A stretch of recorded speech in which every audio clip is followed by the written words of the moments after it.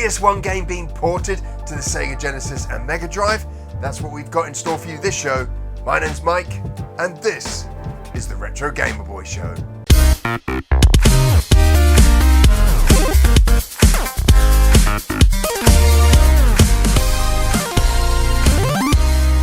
I've been making AAA games for companies like PlayStation, Xbox and 2K for over 20 years now. And whilst I find it fun and challenging, I really relish the challenge of working with a limited toolset. This is one of the reasons why I love the indie dev scene on the Mega Drive and Sega Genesis. Seeing something come to life that's fun and technically challenging is very satisfying. And so you'll understand why today's video has me so excited.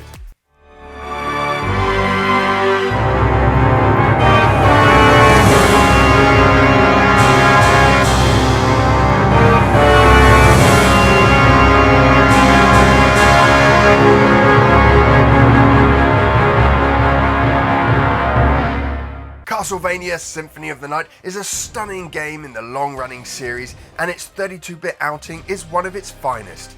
The game was released on both the PlayStation 1 and Sega Saturn. I played the game on the PS1 and remember loving the design structure and visual elements of the game, and that soundtrack was out of this world.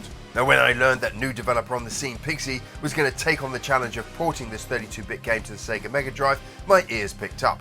This was going to be a significant challenge to take on, and I figured that instead of it being a one-to-one remake, it would have to be a close interpretation of the Konami masterpiece. What I didn't realise was how close he would get to recreating this game on Sega's 16-bit console. Now, like any game, it's a better experience and a better game if you have a diversity of ideas and skills, and this is something 𝗵𝗃𝗃 recognised, putting the call out for others to join him on this project after his first few announcement videos. And who should answer the call but none other than 𝗵𝗺𝗆.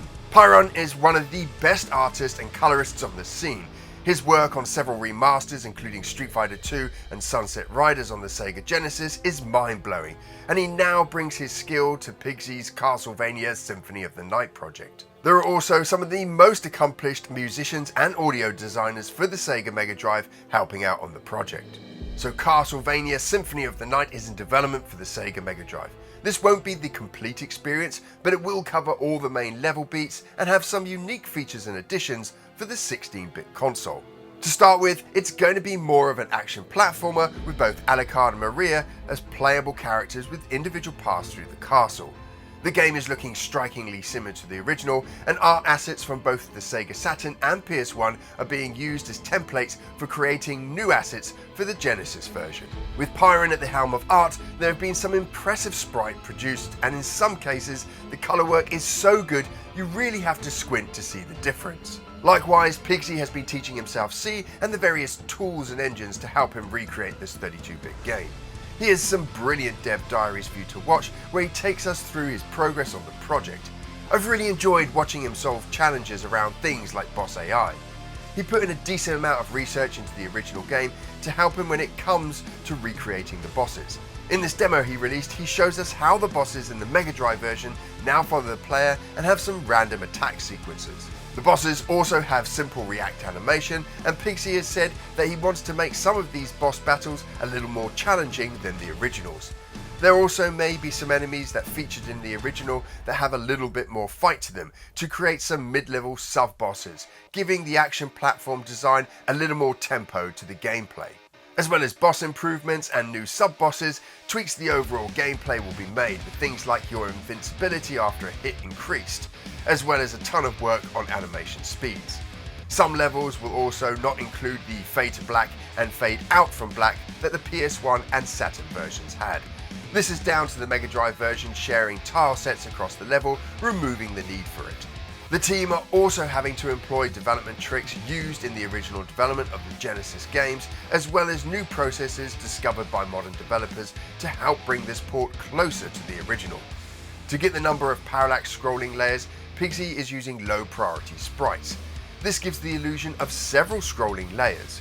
Some visual aspects are just not possible, and so these need to be replaced with new ones, like the courtyard sky, which, to be honest, look more in keeping with Castlevania's universe.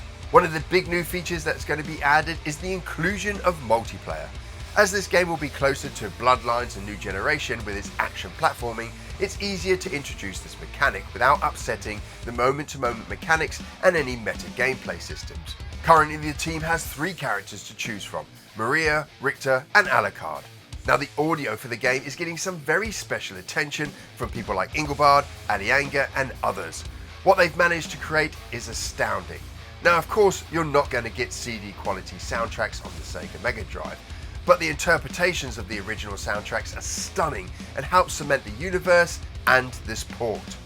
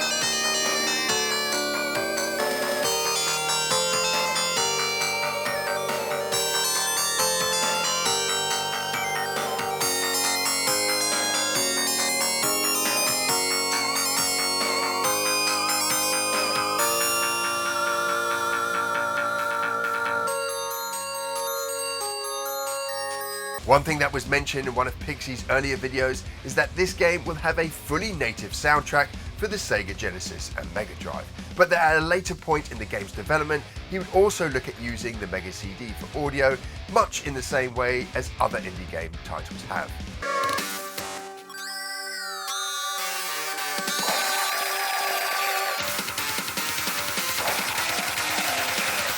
𝗵𝗺𝗀𝗀 has some excellent dev diaries that he sticks out on his channel. I definitely recommend going over there and following and subscribing to him so that you can learn more about this awesome project that him and the team are working on. He also puts out dev videos for the Sega Mega Drive and Genesis, and these are kind of like training videos if you're interested in making games for the Sega Genesis and Mega Drive. They're videos that I've really enjoyed watching as I'm trying to build out my own Sega Mega Drive and Genesis game. Now the team all have various channels and social links, and I'll make sure to include these in the description below. I love seeing projects like this, and whilst they're still in dev, they're not finished, there's no cartridge. I love my cartridge games. Whilst they're not completely finished, I love seeing the journey. I love seeing the challenges these dev teams go on to make awesome looking games work on this old hardware. That's the thing that really excites me about the Mega Drive development scene we have at the moment.